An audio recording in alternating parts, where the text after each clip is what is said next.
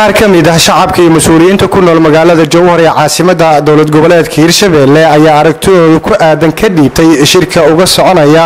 madaxda maamul goboleedyada dalka iyo madaxda dowladda federaalka Soomaaliya ee magaalada Dhuusamareeb ee caasimadda dowlad goboleedka Galmudug ayagoona u rajeeyay inay ka soo baxaan qodobo dhaxal Hussein Maxamed Xaaji oo ku sugan dowlad goboleedka Hirshabelle caasimadiisa degmada Jowhar shirka Dhuusamareeb ka socdo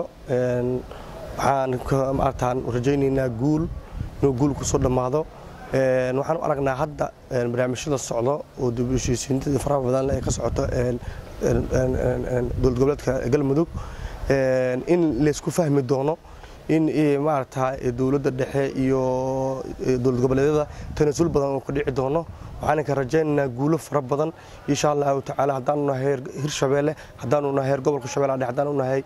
dadka كنول دقمة الجوهر وحاول رجعنا قول محمد حسن كلمية وكتر سنة ولدنا دولة جولات Hirshabelle runtii aad aan ugu faraxsanahay shirka ka socda Dhuusamareeb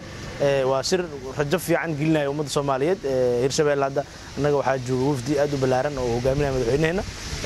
ifafaalo fiican oo aad u qurux badan muuqdo hadii madaxda qaranka ugu sareysay iyo dhammaan dowlad goboleedyada ay joogan rajada ugu badan waxa waaye in go'aan wada jir ah oo ay ka midaysiin madaxda Soomaaliya oo xal fiican loo gaari karo inuu ka soo baxo daliilo waa iska jirjiri karaan laakiin hadii mar la isku yimid oo la wada fadhiyo kulan la wada fadhiyo oo hal meel la wada fadhiyo oo wada hadal socdo markaas rajada ummadda Soomaaliyeed waxa waaye in loo heshiiyo oo dalkan muxuu ahaa doorashadiisa iyo qaabka u socdaan iyo la isla meel dhigo isla markaana kala guurka xaaladaha kala guurka dalka uu ka gudbo waxaan rajaynayaa marka arrintaas iyada in madaxda muxuu ahaa go'aano fiican ka soo baxaan si fiican u turxaan bixiyaan go'aanadaasna fulinteeda muxuu ahaa haddana si wada jir ah in loo fuliyo ayaan rajaynaynaa oo madaxda iska kaashadaan dowlad goboleedyada sidoo waxaan kaloo rajooyin badan in xubno guddiyo isku dhaf la sameyn doono oo iyada laftirkeeda rajo kale ah oo in wixii si fulaan ilaan hore waxa loogu bartay in shirarka inta badan kii bay dhaba ka dhacay dhowr shir oo kale ku horeysay in fulinta xoogaa iska adkayd laakiin waxaan rajaynaynaa hadda maadaama waqti iska kooban yahay in fursad fiican oo aan haysan oo wada hadal ah iyo goob muxuu ahaa arrintaas u diyaarsan marka aad aan u soo dhaweynaa runtii وبه نستعين على أمور الدنيا والدين وصلى الله على سيدنا محمد وعلى آله وصحبه وبعده شركاس كدعي Dhuusamareeb